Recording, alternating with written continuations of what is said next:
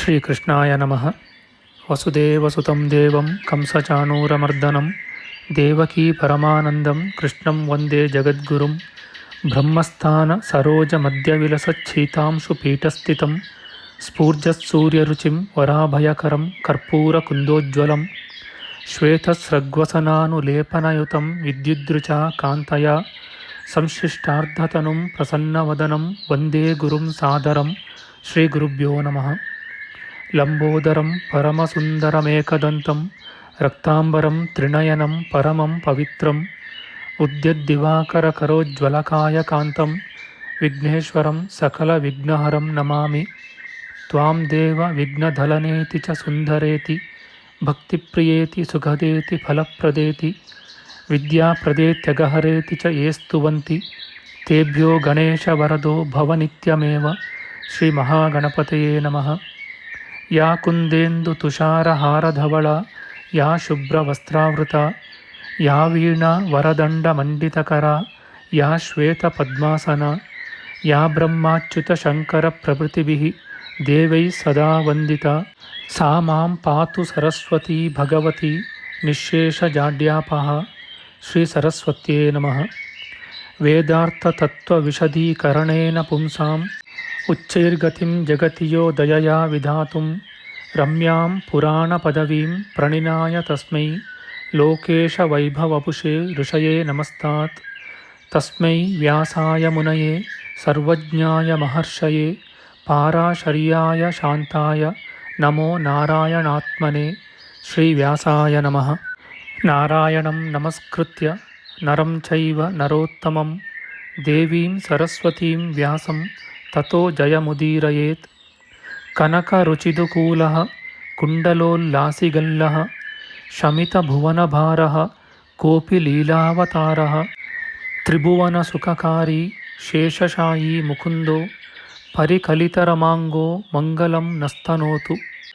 ನಮಾಮಿ ಗೋವಿಂದಪದಾರವಿಂದಂ ಸದೇಂದಿರಾನಂದನಮುತ್ತಮಾಡ್ಯಂ ಜಗಜ್ಜನಾನಾಂ ಹೃದಿ ಸನ್ನಿವಿಷ್ಟಂ ಮಹಾಜನೈಕಾಯನಮುತ್ತಮೋತ್ತಮಂ. ನಮಸ್ತೆ ಚಕ್ರಹಸ್ತಾಯ ಶಾಂಗಹಸ್ತಾಯ ತೇ ನಮಃ. ನಂದಹಸ್ತಾಯ ತೇ ವಿಷ್ಣೋ ಶಂಖಹಸ್ತಾಯ ತೇ ನಮಃ. ಓಂ ನಮೋ ವಾಸುದೇವಾಯ ನಮಃ ಸಂಕರ್ಷಣಾಯ ಚ ಪ್ರದ್ಯುಮ್ನಾಯ ನಮಸ್ತುಭ್ಯಂ ಅನಿರುದ್ಧಾಯ ತೇ ನಮಃ. ದಂಷ್ಟ್ರಾಗ್ರೇಣೋ ಧೃತಾ ಗೌರು ದಧಿಪರಿವೃತಾ ಪರ್ವತೈರ್ನಿಮ್ನಗಾಭಿಃ ಸಾಕಂ ಮೃತ್ಪಿಂಡವದ್ಬೃಹದುರ್ವಪುಷಾನಂತರೂಪೇಣ ಯೇನ ಸೋಯಂ ಕಂಸಾಸುರಾರಿರ್ಮುರನರಕದಶಾಸ್ಯಾಂತಕೃತ್ಸರ್ವಸಂಸ್ಥಃ ಕೃಷ್ಣೋ ವಿಷ್ಣುಃಸುರೇಶೋ ನುದತು ಮಮ ರಿಪೂನ್ ಆದಿದೇವೋ ವರಾಹಃ. ನಮಸ್ತಸ್ಮೈ ವರಾಹಾಯ ಲೀಲಯೋದ್ಧರತೆ ಮಹೀಂ ಖುರಮಧ್ಯಗತೋ ಯಸ್ಯ ಮೇರುಖಣಖಣಾಯತೆ. ಶ್ರೀ ವರಾಹಮೂರ್ತಯೇ ನಮಃ. ಪ್ರಿಯ ಬಾಂಧವರೇ, ನಮ್ಮ ಈ ಶ್ರೀ ಲಾಲೀಕೃಷ್ಣ ಚಾನಲ್ಗೆ ಸ್ವಾಗತ.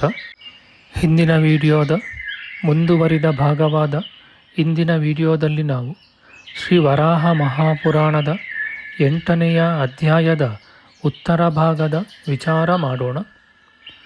ಈ ಅಧ್ಯಾಯದಲ್ಲಿ ವಸುರಾಜನ ದೇಹದಿಂದ ಉದಿಸಿದ ಧರ್ಮವ್ಯಾಧನ ಕಥೆ, ಅವನ ಧರ್ಮ ಕರ್ಮಾಸಕ್ತಿ, ಜೀವನ ಕ್ರಮ, ಅವನು ಮತಂಗ ಋಷಿ ಪುತ್ರನಿಗೆ ಕನ್ಯಾದಾನ ಮಾಡಿದುದು, ಅವನು ಮತಂಗ ಮುನಿಗೆ ಗೋಧುಮೆ ಭತ್ತ ಮೊದಲಾದವು ಪ್ರಾಣಿಗಳೆಂಬುದನ್ನು ಪಂಚಮಹಾಯಜ್ಞಗಳನ್ನು ತಿಳಿಸಿದುದು, ಅವನು ಪುರುಷೋತ್ತಮ ತೀರ್ಥದಲ್ಲಿ ತಪೋನಿರತನಾದುದು, ಅವನ ಪುರುಷೋತ್ತಮ ಸ್ತೋತ್ರ, ಅವನಿಗೆ ದೇವನು ಪ್ರತ್ಯಕ್ಷನಾಗಿ ವರವನ್ನಿತ್ತುದು ಎಂಬ ವಿಚಾರ ಮಾಡೋಣ. ಶ್ರೀಕೃಷ್ಣಾಯ ನಮಃ. ಬೇಡನು ಮತಂಗ ಮುನಿಗೆ ಹೇಳುತ್ತಾನೆ, ನಾನು ನಿನ್ನ ಮಗನಿಗೆ ಒಳ್ಳೆಯವಳಾದ ಮಗಳನ್ನು ಕೊಟ್ಟೆನು. ಅವಳನ್ನು ನಿನ್ನ ಹೆಂಡತಿಯು ಪ್ರಾಣಿಗಳನ್ನು ಕೊಲ್ಲುವವನ ಮಗಳೆಂದು ಹೇಳಿದಳು. ಆದುದರಿಂದ ನಾನು ನಿನ್ನ ಮನೆಯನ್ನು ನೋಡಲು ಬಂದೆ. ಆಚಾರ, ದೇವಪೂಜೆ, ಅತಿಥಿ ಸತ್ಕಾರ ಇವುಗಳಲ್ಲಿ ಒಂದನ್ನು ನೀನು ಮಾಡುವಂತೆ ಕಾಣಲಿಲ್ಲ. ಆದುದರಿಂದ ಪಿತೃಗಳಿಗೆ ಶ್ರಾದ್ದ ಮಾಡಲು ಹೋಗಬೇಕೆಂದು ಇಚ್ಛಿಸುತ್ತೇನೆ. ನನ್ನ ಮನೆಯಲ್ಲೂ ಪಿತೃಗಳ ಕಾರ್ಯವಿಲ್ಲದೆ ಊಟ ಮಾಡುವುದಿಲ್ಲ. ತಪೋಧನನೇ, ನಾನು ಪ್ರಾಣಿಗಳನ್ನು ಕೊಲ್ಲುವವನು, ಬೇಡನು. ನೀನಾದರೂ ಲೋಕಹಿಂಸಕನಲ್ಲ. ಪ್ರಾಣಿಗಳ ಕೊಲೆಗಾರನಾದ ನನ್ನ ಮಗಳನ್ನು ನಿನ್ನ ಮಗನು ಮದುವೆ ಮಾಡಿಕೊಂಡುದರಿಂದ ನನಗೆ ಮಹಿಮೆಯೂ ನನ್ನ ಪಾಪಕ್ಕೆ ಪ್ರಾಯಶ್ಚಿತ್ತವೂ ಆಯಿತು. ಹೀಗೆಂದು ಹೇಳಿ ಎದ್ದು ಬೇಡನು ಆಕಾಶದಲ್ಲಿ ನಿಂತು, ಎಲ್ಲೂ ಸೊಸೆಯರೊಡನೆ ಅತ್ತೆಗೆ ವಿಶ್ವಾಸ ಉಂಟಾಗದಿರಲಿ, ಎಂದಿಗೂ ಸೊಸೆಯು ತನ್ನ ಅತ್ತೆ ಜೀವಿಸಿರಲೆಂದು ಬಯಸದಿರಲಿ ಎಂದು ಹೇಳಿ ಹೆಂಗಸನ್ನು ಶಪಿಸಿ ತನ್ನ ಮನೆಗೆ ಹೊರಟು ಹೋದನು. ಭಾಮಿನಿಯೇ, ವಿದ್ವಾಂಸನೂ ತಪೋಧನನೂ ಆದ ಆ ಧರ್ಮವ್ಯಾಧನು ಬಳಿಕ ಭಕ್ತಿಯಿಂದ ದೇವತೆಗಳನ್ನು ಪಿತೃಗಳನ್ನು ಪೂಜಿಸಿ ತನ್ನ ಕುಟುಂಬ ಭಾರವನ್ನು ಮಗನಾದ ಅರ್ಜುನಕನಿಗೆ ವಹಿಸಿ 3 ಲೋಕಗಳಲ್ಲೂ ಪ್ರಸಿದ್ಧಿಗೊಂಡ ಪುರುಷೋತ್ತಮವೆಂಬ ಪರಮತೀರ್ಥಕ್ಕೆ ಹೊರಟು ಹೋಗಿ ಶಾಂತನಾಗಿ ನಿಯಮದಿಂದ ಸ್ತೋತ್ರವನ್ನು ಹೇಳುತ್ತಾ ತಪಸ್ಸನ್ನು ಮಾಡಿದನು. ದೇವತೆಗಳಿಗೆ ಹಗೆಗಳಾದ ರಾಕ್ಷಸರನ್ನು ಹಾಳು ಮಾಡಿದವನು, ತನ್ನ ಅಗಲವಾದ ಎದೆಯಲ್ಲಿ ಲಕ್ಷ್ಮಿಯನ್ನು ಧರಿಸಿರುವವನು, ಉತ್ತಮವಾದ ಶಾಸನವುಳ್ಳವನು, ನೀತಿವಂತರಿಗೆ ಉತ್ತಮವಾದ ಗತಿಯೂ ತ್ರಿವಿಕ್ರಮನೂ ಮಂದರ ಪರ್ವತಧಾರಿಯೂ ಆದ ವಿಷ್ಣುವನ್ನು ನಮಸ್ಕರಿಸುತ್ತೇನೆ. ದಾಮೋದರನು ಭೂಮಿಯನ್ನೆಲ್ಲ ಬುದ್ಧಿಯಿಂದ ಜಯಿಸಿದವನು, ಯಶಕ್ಕಾಂತಿಯಿಂದ ಶುಭ್ರನು, ದುಂಬಿಯ ಮೈಬಣ್ಣವುಳ್ಳವನು, ಪ್ರತಿಯೊಂದು ಅವತಾರದಲ್ಲೂ ಅಸುರಾರಿಯೂ ಪುರುವಿನಿಂದ ಸ್ತುತನೂ ರಕ್ಷಕನೂ ಆದ ಜನಾರ್ದನನನ್ನು ನಮಸ್ಕರಿಸುತ್ತೇನೆ. ತ್ರಿಮೂರ್ತಿಯಾಗಿರುವ ತೀಕ್ಷ್ಣ ಚಕ್ರವನ್ನು ಹಿಡಿದಿರುವ ನೀತಿವಂತನಾದ ಅತ್ಯುತ್ತಮ ಗುಣನಾದ ನಿಶ್ರೇಯಸ್ಸೆಂಬ ಹೆಸರುಳ್ಳ ನೀಚರನ್ನು ನಾಶಗೊಳಿಸುವ ಗುರುವು ಪುರುಷೋತ್ತಮನೂ ಆದ ವಿಷ್ಣುವನ್ನು ನಮಿಸುತ್ತೇನೆ. ಮಹಾವರಾಹನು ದೇವನು ಜನಾರ್ದನನು ನನಗೆ ಹಿತಕಾರಿಯು, ಚತುರ್ಮುಖನು, ಸಾಗರ ಪ್ರವಾಹದಲ್ಲಿ ಭೂಮಿಯನ್ನು ಧರಿಸಿದವನು, ಮಹಾತ್ಮನೂ ಆದ ವಿಷ್ಣುವು ಶರಣಾರ್ಥಿಯಾದ ನನ್ನನ್ನು ಕಾಪಾಡಲಿ. ಚರಾಚರವೆಲ್ಲವೂ ಅಗ್ನಿಯಿಂದ ವ್ಯಾಪ್ತವಾಗಿರುವಂತೆ ಯಾರು 3 ಲೋಕವನ್ನು ಮಾಯೆಯಿಂದ ವ್ಯಾಪ್ತವಾದುದನ್ನಾಗಿ ಮಾಡಿದವನೋ, ಯಾರು ಚರಾಚರಗಳಿಗೆಲ್ಲ ಅಂತರ್ಯಾಮಿಯೋ ರಕ್ಷಕನೋ, ಆ ಜಗತ್ಪತಿಯಾದ ವಿಷ್ಣುವು ನನಗೆ ರಕ್ಷಕನಾಗಲಿ.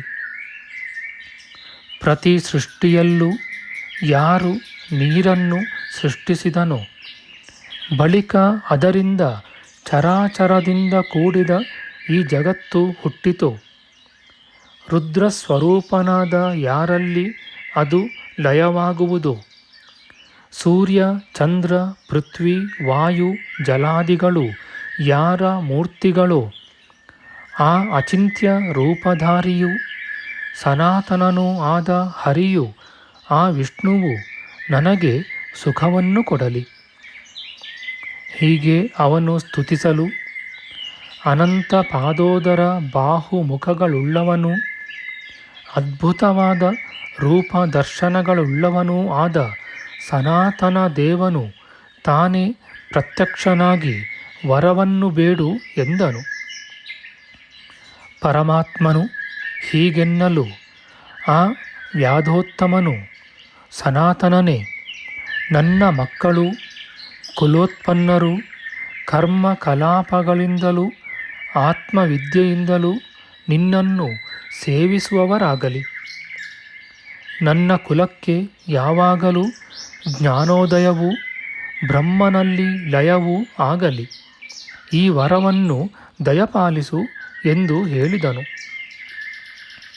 ಬೇಡನು ಹೀಗೆನ್ನಲು ಪ್ರಸನ್ನನಾದ ಭಗವಂತನು, ನಿನಗೂ ನಿನ್ನ ಕುಲಕ್ಕೂ ನಾನು ಈ ವರವನ್ನು ಕೊಟ್ಟಿದ್ದೇನೆ.